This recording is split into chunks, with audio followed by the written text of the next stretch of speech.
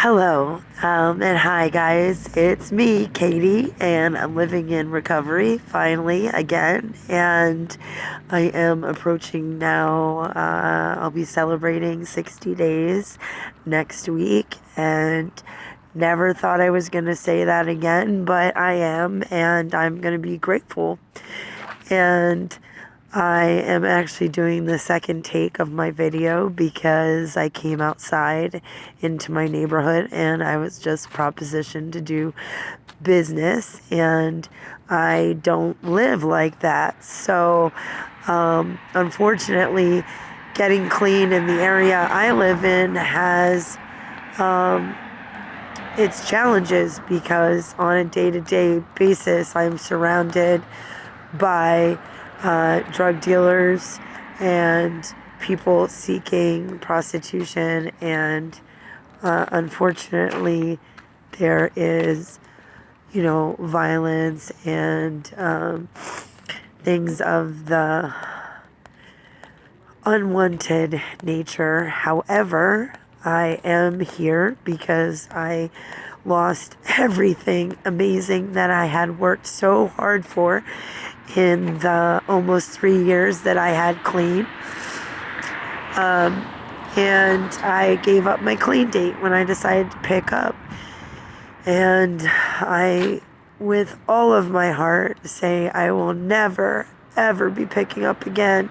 One day at a time, I am going to work a program of recovery to the best of my ability.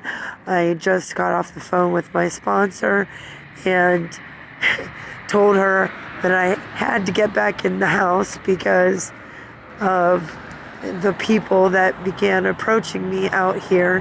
However, my client that I work for and am also a tenant of is really going through it tonight. And I have to have empathy and understanding. He just lost his wife and he's facing his own mortality.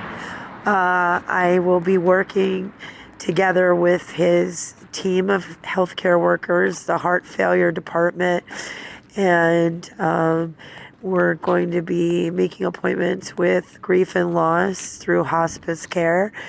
And hopefully we'll be getting in to get some psychiatric help. It's hard for him as a man who's lived a life of 75 years, born in the 1940s, to admit that he would need some sort of mental health help. And I'm really, really proud of him tonight because he agreed to seek some help. I believe that medication should never be used as a crutch, just like being an active addiction. However, we do have chemical imbalances in our brain, and that is a real scientific thing. And it is amazing how some of these medications can really help us get back on track, especially with depression and anxiety and other serious mental health issues. I myself suffer from PTSD, post-traumatic stress syndrome, and it is very serious.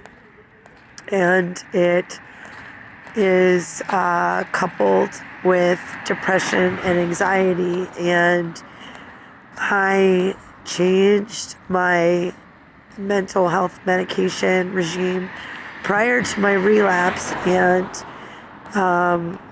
one of the people that's closest to me really believes that had a part in me relapsing. I know that there was a lot to do with my relapse, a lot, but in the end, it's just a simple choice. Am I going to pick up today or am I not? It's as simple as that. And it's as simple as reaching out and talking to someone that's the cure for our disease. It's the only disease that can be talked away. It's amazing. I've been thinking a lot about steps 1, 2, and 3, all of which I worked officially with my sponsor. For me, it took the entire first year of my clean life back in 2019 and 2020. And I really learned a lot through the processes of step 1 and step 3. Step 2, some of us come into the program when we get clean with a pre, what's the word? Well, just knowledge. We come in with parenting or upbringing into spirituality. Some of us come into this program with more principles of recovery than other people. I was blessed with parents who really gave me a great start in this life, and it's shame on me for really, for lack of better words, shitting on what they gave me. And when I got clean, I, you know, knew more than any time in my life how gratitude is also a cure. Talking about gratitude, like I said, this is the disease that can be talked away. Talking about gratitude is essential to staying clean. There's a woman that I have so much love and respect for, and she is just a model of what it takes to stay clean. Wow, there's a lot of action. And like I said, I am in a very hot neighborhood, and I am fortunate to have a situation in which my bills are paid, my rent is paid, and I have to take care of this dear elderly man who is going through a lot in his life. And in exchange for that, I have a free place to live, which I'm working on renovating. But steps 1, 2, and 3, when I worked them, it took me a year, and step 1 and 3 were the most profound because step 2, hope in a higher power. This is something that was instilled in me, especially by my mother, but also backed up by my father, from before I even have memory.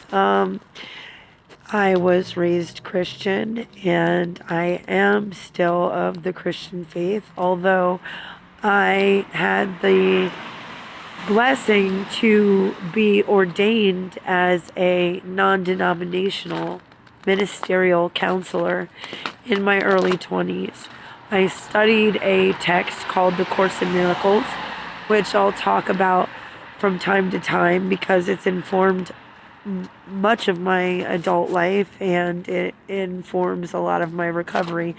A Course in Miracles is something I suggest going online. All you have to type in is ACIM, and you'll find countless surpluses and just research manuals, texts, books, groups, chats, you name it, you can find it about A Course in Miracles. It is, in my opinion, divinely created.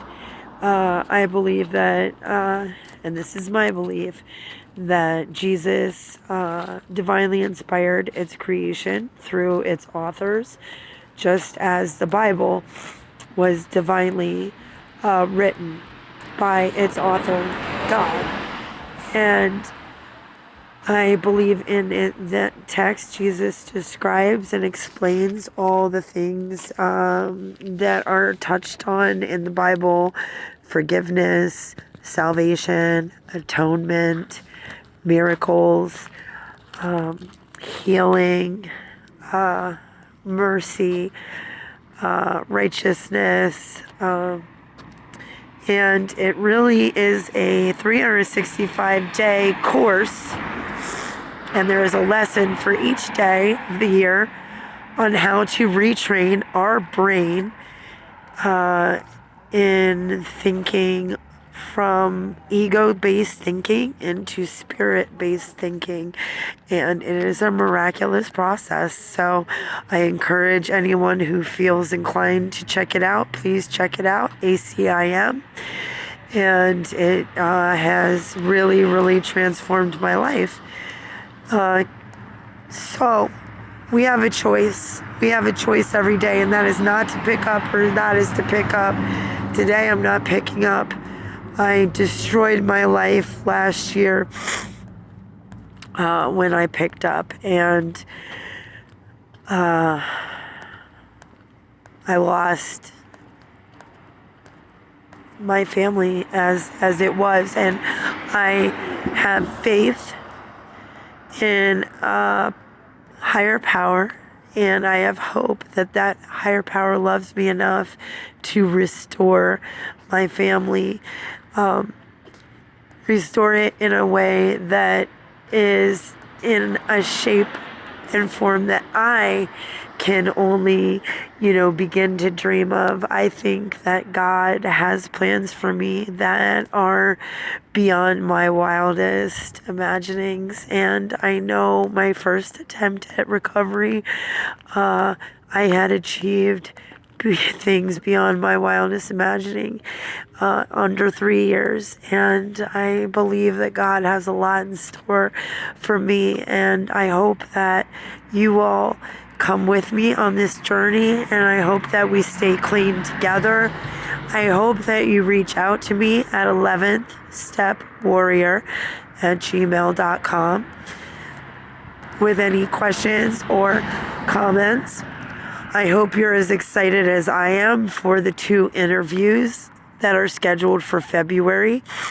The first interview will be aired on my YouTube channel, Kate in Recovery, on Valentine's Day, February 14th. That's a Monday. And I am super excited to introduce you to a woman who has just managed to be, an inspiration to any woman that decides to put down the drugs and live clean, and not just live clean, but live in recovery. And recovery is a miraculous way to live, because things will happen to you and for the people that you love that you may at this point not think that you're worthy of, but you are. That's the thing. So today I finally made it to church, and this is something that's been in my heart for a while now, throughout my entire recovery. Last time was to make going to church a part of my weekly routine, and so I finally got there today. And hi, it's your birthday. Today is your birthday.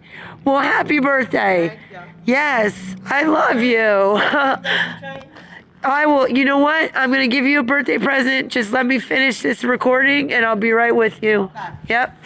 So that is a friend that is in and out of the rooms, and so today is her birthday, she's saying, and I'm gonna pray that she finds recovery in her life. Hello.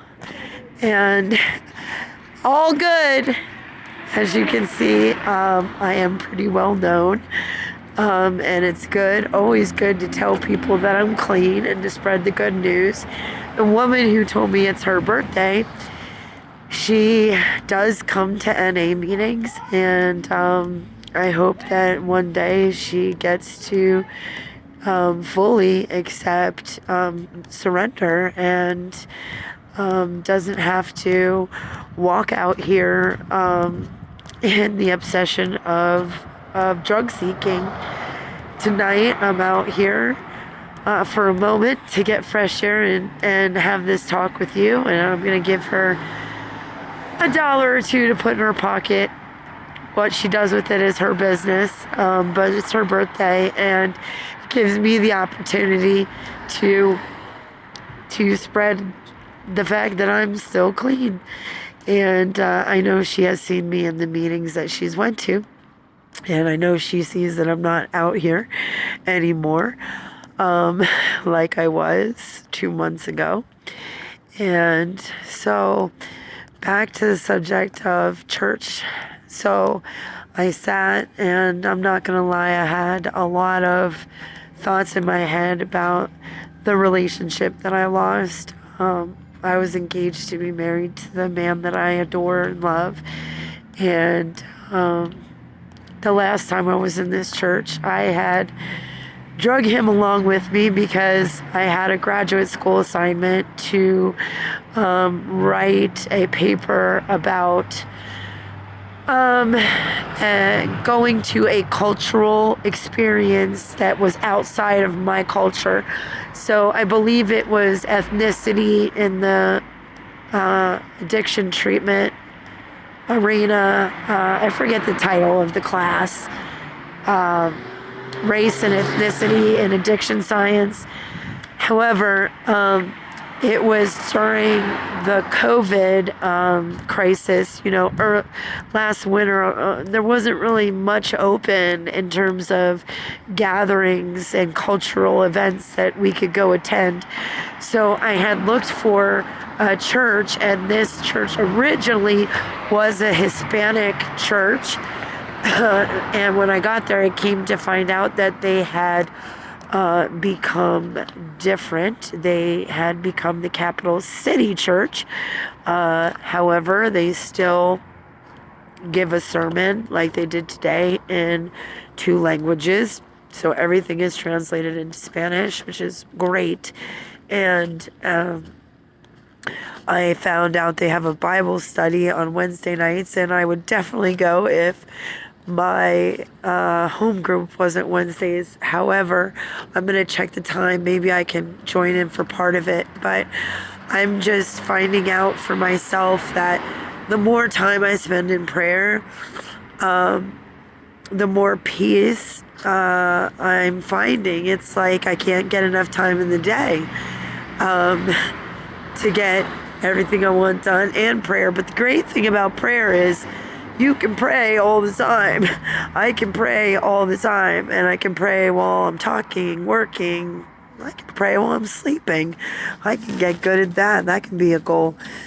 I am getting closer to the end of Genesis, and so my goal is that even though step 2 was the easiest out of the steps I've worked, this hope and faith in my higher power, I relapsed. And so I know that somewhere in my step 1, 2, and 3, I wasn't fully there. I wasn't fully honest. I wasn't fully surrendered.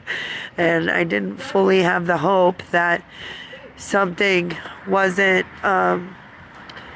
clicking. And so I have to close, but before I do, I want to say that God created us, right? And we always want to control everything. We want to have everything go our way. We're addicts, and even if we're not addicts, we want it now. And we want it the way we want it. And we want it now as often as possible. And this just, when we're in this state of mind, we cause so many problems for ourselves. I know I make a mess. One of the best things I've learned is to stop meddling. And when it really matters to me, when it really hits the hardest, like with my relationship that I basically threw in the trash can when I picked up, and I have to admit that, because even saying that just feels so wrong. But I tried to meddle and tried to control his actions and his behavior, and I just made a bigger mess out of everything, and hence kept me out on the streets using because I was so miserable. And so I used to control those horrible feelings. And, picking up was something that I felt like I could control. And, the minister speaking today just brought up the fact that God loves us so much that he created us, right? And, this doesn't have to be your belief, but, God created us to love him. And it's all about love. And, we are created in God's image. If you are with me on this, we're created in his image. And so we can create things, right?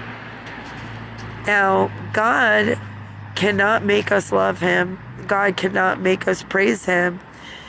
But he wants us to so very much. And I can create lots of things in my life, but there's nothing in this world that hasn't already been created. God made everything here. So everything that I make, I have to remember God made it. It's not me doing anything. It's not me making anything. It's God.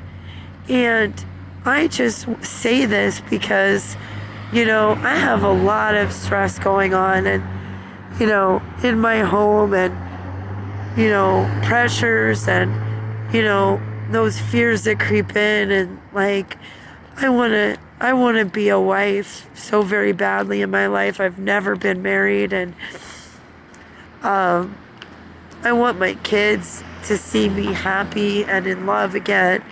And I want a home that I own, and I want my cars, my stolen car. Oh my gosh. I'll drive anything. I just want to get my life back, but mostly I want to serve God, and I want to do that by helping other addicts and get into the life of recovery, because so many of us, way too many of us, are dying every day, and it breaks my heart. So I'm just saying today I'm going to remember that nothing I do, nothing I make, nothing I create, nothing I can hope to make or create is made by me.